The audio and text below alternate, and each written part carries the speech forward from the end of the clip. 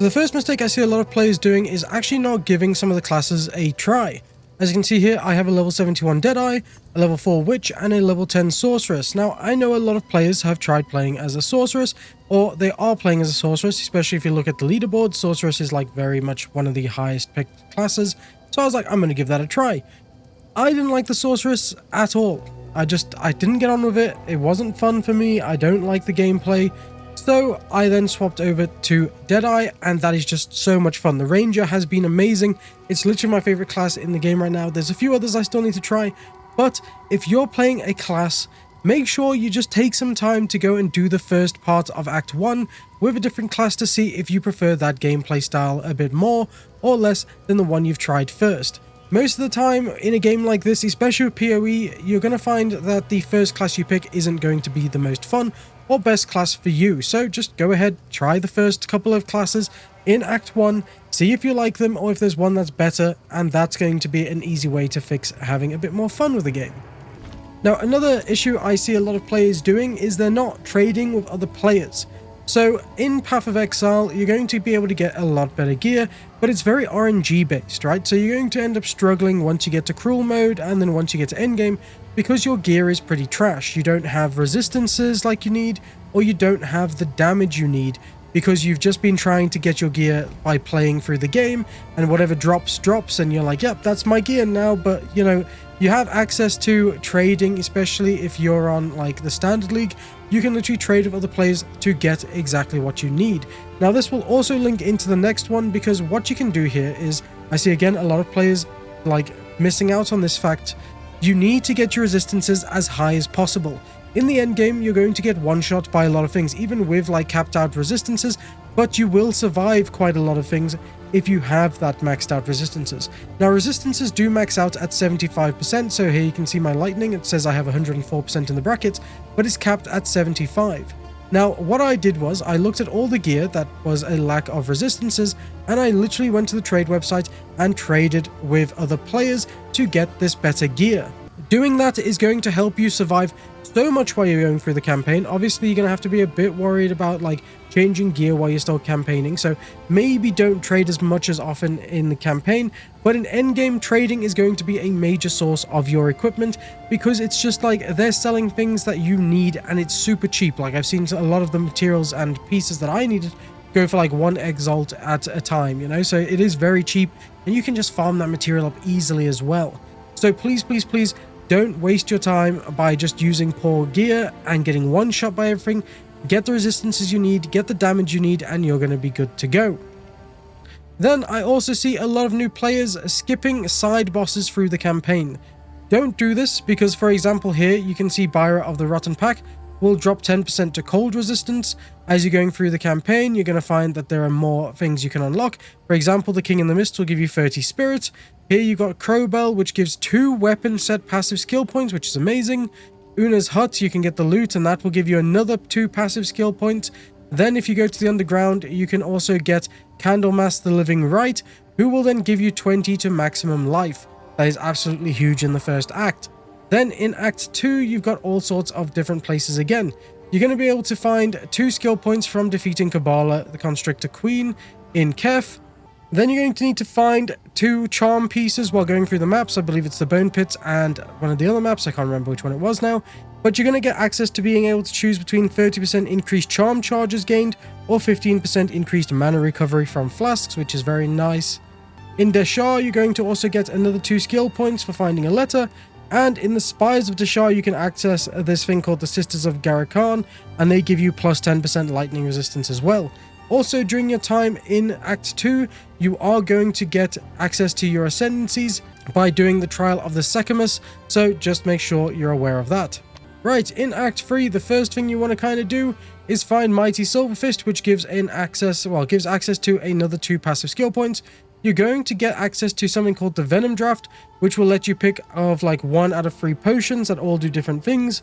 I believe it's like 25% increased stun threshold, 30% increased elemental ailment threshold, or 25% increased mana regeneration rate, which is also very nice. Again, you're going to find Ignagdug of the Bog Witch as well, which gives plus 30 to spirit. And you're also going to find your way over to the Molten Vault, where you're going to get access to the Reforging Bench, Then, without giving you too many spoilers, when you get to a place called Agarot, you're going to find you can actually do a weird blood sacrifice where you're going to get access to another 2 skill points. Now again, underground here, you're also going to get access to Blackjaw the Remnant, and defeating him will give you 10% to fire resistance. You're also going to access the Ultimatum, which is where you can get some more Ascendancy points through the campaign. Now, after that, you're going to have to go through Cruel Mode, currently during Early Access. You're going to find, again, you get another 10% cold resistance from Buyer of the Rotten Pack. You're then going to make your way through again. You're going to then get the Crow Bell, which is going to give you passive skill points. You're also going to get Una's Hut, which gives another 2 skill points. And of course, again, Candlemas, which will give you 8% increased maximum life this time. Then in Act 2 on Cruel Mode, we're going to do exactly the same thing again by finding those amulets to pick between 2 different buffs. We're going to find the letter in Deshar to give 2 weapon skill points. We're going to get the Constrictor Queen again for 2 skill points. And we're also going to get access to the Trial of Sekhmet because again here you're going to be able to get more Ascendancy points.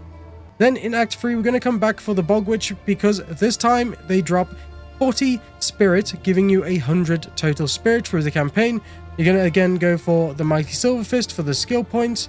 And of course, do the sacrifice in the spoiler territory. The blood sacrifice again is 2 skill points again.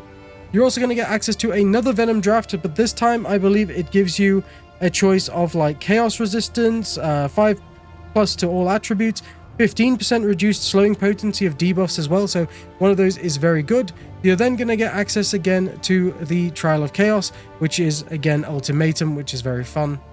And that's about it. So don't miss out on these buffs because there are tons of these buffs that you can get and they're really just beneficial for you going into endgame, especially since you get the resistances, and every act you complete your resistances goes down as well. So gaining the resistances and also losing them at the same time is just a huge buff, especially before you start to go and buy your gear like we already mentioned.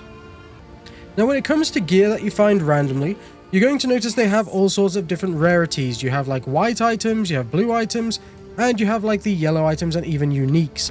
Now, when it comes to those items, what you actually want to do is make sure you sell white and blue items unless they have a socket, because then you can come over here and salvage them, which is the best option.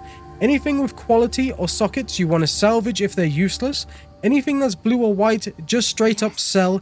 Anything that is rare and useless, you can then come and disenchant it. You want to disenchant it here, and that will give you materials that you can start to build up in your stash. Now, as you can see, I have some stash tabs. Only buy stash tabs when they're on sale because it's going to be more beneficial to you in the long run because your points are very valuable. They cost real money, obviously. So those type of upgrades you want to get the most of your money for. So only buy these stash tabs when they're on sale, and sales happen every like 2 or 3 weeks, which is just very nice. Like PoE 2 is still very new, so stash tabs are very frequent and they will be during the whole campaign, the whole lifetime of the game anyway, so you don't have to worry about that. So make sure you don't spend your money on stash tabs. But yeah, make sure you don't spend your money on stash tabs and waste it unless they're on sale, which is going to be the better option. Now, when it comes to uniques, you will have to actually check out if they're any good or not. I know, for example, Wanderlust Wrap Sandals are very good for leveling characters, especially because of that 20% increased movement speed. Other times, they're kind of rubbish. So what I would recommend doing is actually just disenchanting these, and you can actually start to get yourself, what are these called, chance shards, which then can make orbs of chance, and you can then use these to try to upgrade a normal item into a unique rarity or simply destroy it. It's very random about that, but yeah, you get those items, which is cool. Some people just keep the chance shards until they need them, but there you go. You can also sell uniques as well because they sell for 1,000 gold. But obviously, as you get into endgame, that becomes less valuable, especially since you start to make gold. As you can see, I'm at 366,000 like gold already, so gold is not any issue. Another thing we're going to mention is actually don't be afraid for refunding passives. They did bring down the cost of refunding your passives, so it's a lot cheaper. During the campaign, you might struggle to just keep changing your build, but in endgame, you might actually be okay to do this because, like I say, I've got 366k gold. So respeccing my tree is not an issue if I need to respec at any point. Try some new builds if you want, especially if your build gets nerfed or not. I know they're trying not to nerf things during a season, so that's okay. But when the new season starts, a build might be nerfed, but obviously at that point you won't need to respec because it's a new season starting. But if you want to try a different build, feel free to. You're going to make so much gold in the end game. Don't be scared of respeccing or changing your skill tree at any point. You're going to be okay and you're going to have more fun doing it. Anyway guys, that's it for this quick video. I hope it helps you, and I hope these tips that I've mentioned actually do benefit you through the game, and you have a great time playing Path of Exile 2. If this video did help you, please click the like button and subscribe for more Path of Exile 2 videos in the future, and I will see you again in the next one.